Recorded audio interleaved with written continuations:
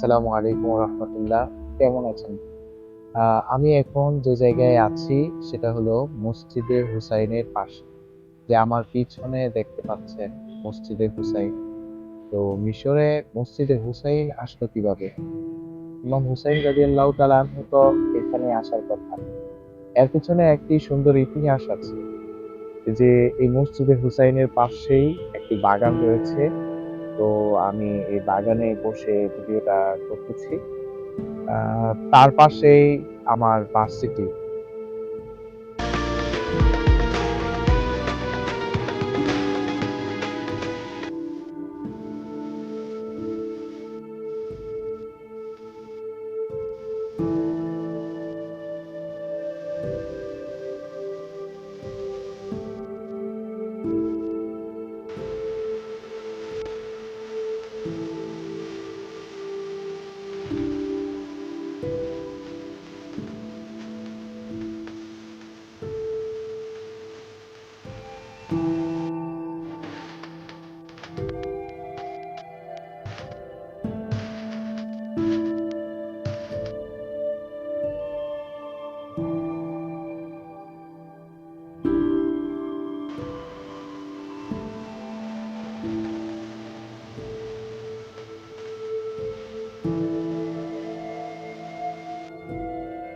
আপনারা ওই যে দেখতে পাচ্ছেন ওইখানে একটি মিনার, উঁচু মিনার। এটা হলো আমাদের ভার্সিটির হল রুম।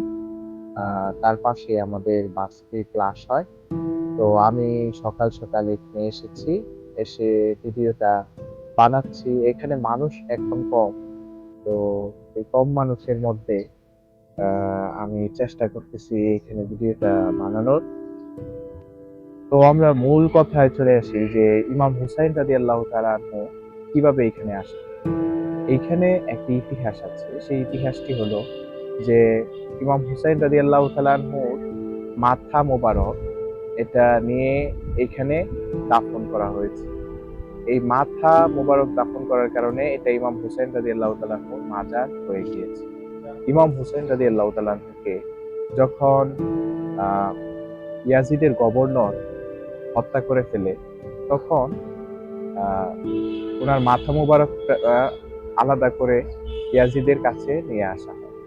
তো সেইখান থেকে প্রথমে দাফন করা হয়েছিল ওদিকেই, ইরাকের দিকে।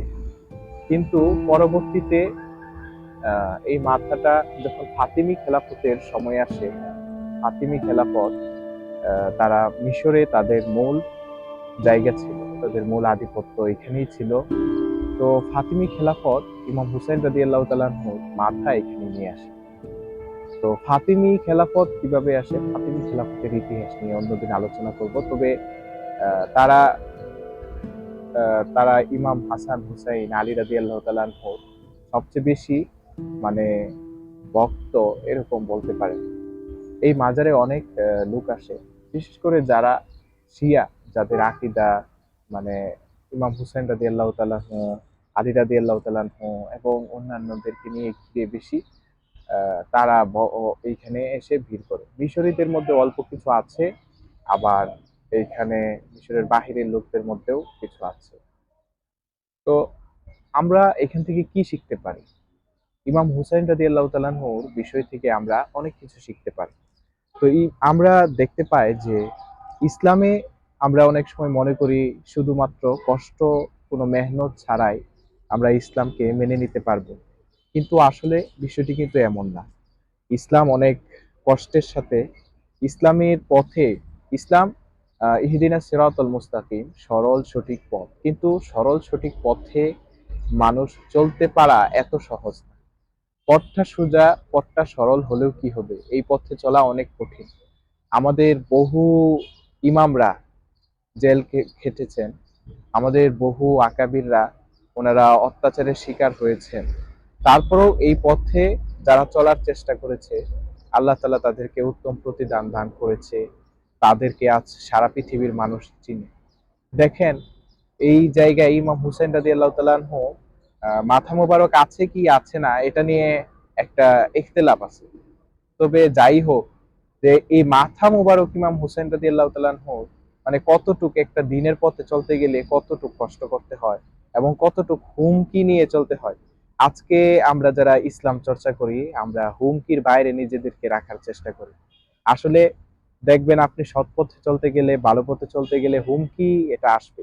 তো হুমকিকে ভয় পাওয়া যাবে না, সৎ পথে চলার চেষ্টা করতে হবে এবং আমাদের জীবনে এটা মেনে নিতে হবে।